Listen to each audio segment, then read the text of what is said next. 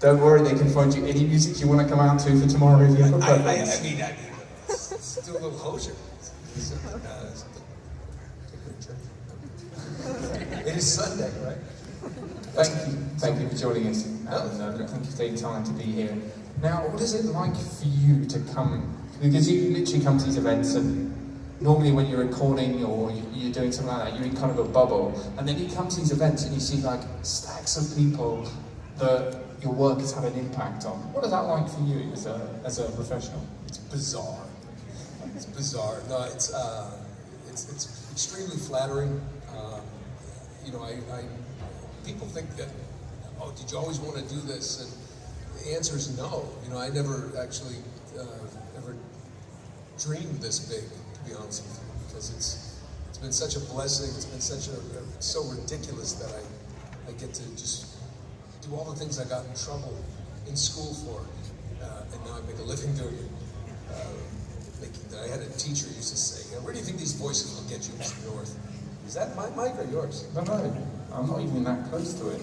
Let's go. I think someone over there is playing with the sound desk. Okay, and you know, little did Mr. Fish, my homeroom teacher, know that he can actually make a living making fun of him. It worked out. So, and for you, I mean, you've voiced everyone from Hulk, you've been Deadpool, you've done so many incredible voices. How do you go about when you get given a script? How do you go about creating that voice? Well, in terms of voice, it's always been, my favorite thing is to see a piece of art and see what the character looks like, whether it's some type of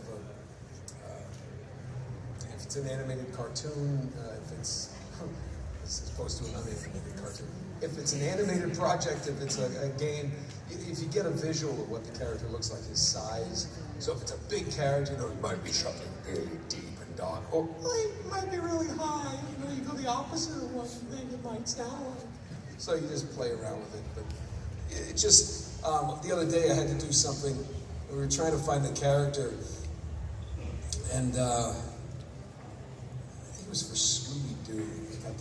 I actually got my third time going, and I would have got away with it too. It weren't for you meddling kids.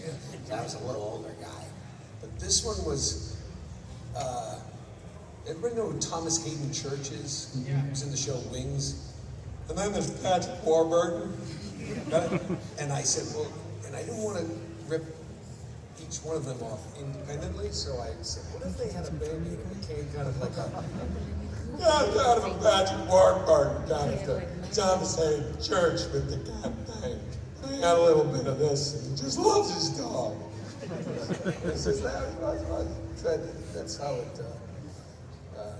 That's how sometimes it just comes about. Sometimes you look, if you're working with other people, you'll kind of look down and like, does that work? And they're like, yeah. So you're always looking to be validated. And you nearly had the ultimate validation, didn't you? And when they were looking to replace the voice of Mickey Mouse, is this true? That you actually auditioned for that? Yeah, the short story is Disney had a very difficult job of, I think it's when John Fiedler, who played Piglet, passed away. They realized that these iconic voices had no backups, and they were looking, and at one point we weren't sure. You wanted to make sure the people that were doing the roles didn't feel slighted in any way. Because, like, you know, Tigger and Winnie the Pooh is Jim Cummings, and, you know, a lot of people might boo Winnie the Pooh, but it's never as good as Jim Cummings. He's amazing, and it's got this depth to it.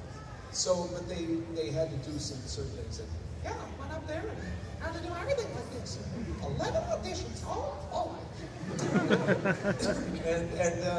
And then it at a certain point it came down to that it may happen, and then something, they went a different direction, and it didn't. It's actually probably one of the best things I didn't get, because it's, when you're Mickey Mouse, you are Mickey Mouse, and it limits you from doing a lot of the other things that I do. And I don't think I could be as profane as I am. I can still bring that character to life, because Mickey doesn't swear, I do.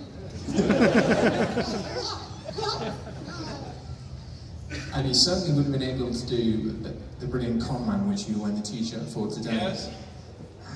How did you become involved in this amazing project? It's a great, I'm very, very excited about this. I was actually working with Alan Tudyk, who was originally going to be in Uncharted 4. And there were changes made along the way, and he dropped out. But during the making of the last 10 years of Uncharted, I came up with this character named Jerry Lansing. Just made it up, and it would really be to make my castmates laugh. Gordon Hunt, who directed the first 3 games, I made him laugh. And it was just this pompous guy who just think that everything revolves around him. Most of the time, he never remembered anybody's name. It just, Gordon Hunt was the only guy's name I remembered, and I would just make up riffing things, like, yes, Gordon and I were in Palm Springs this weekend. We had drinks Belky summer. Just like random things that would make him laugh. It didn't make any sense. And when we did this, Alan was watching me do this, and we were just laughing, and he said, I'm going to send you a script I want you to read. And he had a different name for the character, who was slightly different. He said, but read it like that character.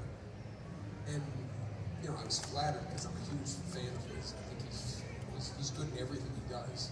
And he does so many different roles. And his script was brilliant. And then the opportunity, most of the time on camera work that I've done, it's always, I'm somebody's doctor, lawyer, father. I just look like that guy. You're limited by what you look like. And that's why voiceover's been so good, because everybody's a character actor in voiceover. Alan was the first person to trust me with funny. And I started in stand-up comedy in theater in New York, so it was just this very encouraging, and he encouraged me to ad-lib and improv, and the script again was great. I just wrapped last week on season 2, and Lionsgate has picked us up, and we're going to just keep making it, and I think it's going to be distributed in Europe. They're going to take season 1 and 2 that we're shooting. It's going to be delivered over here. Comic-Con HQ, the new channel that Lionsgate owns, iTunes, Vimeo, Google Play, I believe. And it's going to be actual half-hour episodes, 22-minute, with commercials episodes. They're going to link those. I can't say too much about season 2, if anything, or Alan will get mad and kill me off. So, but it's extremely funny. You get to learn a lot more about Jerry Lansing, the mocap king. You're welcome. And then in this fall, we're also launching Con Man the Game, which is my first time ever producing a game. They asked me to come aboard and produce, which is much harder than doing the voices for. Although I will be doing voices in this as well. And it's a mobile app game that where you make your own convention, and you kind of like The Simpsons Tapped Out and that kind of thing, where you make your own. It's free to download. It's free to play. But it's like drugs, I guess. It's like first taste is free, and you want to do let's speed up things. You can buy things, but it's Nathan Fillion, Alan Tudyk, PJ Harsmer, our executive producer, and it's brilliant fun. I've never really been big with the mobile games, like a lot of, I guess, my fans. They're more console players, but it's the first game, and I think that console players will just lose their mind for, especially all of us who are coming to these conventions, where you make your own. I mean, put out the toilets, you have to put them the right way. There's surprise characters, and they're all from Con Man. And it's a blast. I mean, it's the perfect cure for jet lag, because it's just, you can't sleep. It'll keep you up. The people leaving right now, you can't get it. Yeah, it's in beta testing. And the thing about Con Man is it was crowdfunded, and it's become an incredible product now because of the fan support. So what does that mean to you guys that are working on the show? Well, I mean, it's an incredible honor, and the one thing that Alan always wanted, that is, if we were going to do a season 2, he didn't want to lean on the fans again. It was really a labor of love for the fans, and you know, and some people got the wrong impression that they're like, well, you're making fun of conventions. It's like, no, no, no. You have no idea the wackos behind the curtain, and you know, the things that go on back there. And that's why season 2 is in some conventions, but then it steps away, so you learn, you know, more about Jerry Lanza, more about, you know, Mindy Sterling's character Bobby, and then there's all kinds of amazing guest stars that come through. But it, you know, it's really it's like a love letter to the fans and to all of us, because we're just this, you know, this brilliant, you know, culture that we have all over the world. I mean, you know, we're privileged to go see people all over the world, all over the U.S. and Europe, and it's all like-minded people who love, you know, anime and games, and television and cinema. So it's such a great thing to have the fan support come in and give us this the gift that they gave us to be able to make it. And we just, you know, it also gives an extra incentive to the producers and all the actors that, you know, wow, our fans funded us season 1. We better do them justice. And you know, it's like the old Hollywood story where so many executives in Hollywood studios just didn't get it. I mean, they're like, yeah, it's a bunch of nerds. What do they know? I mean, yeah, Bill Gates is a nerd.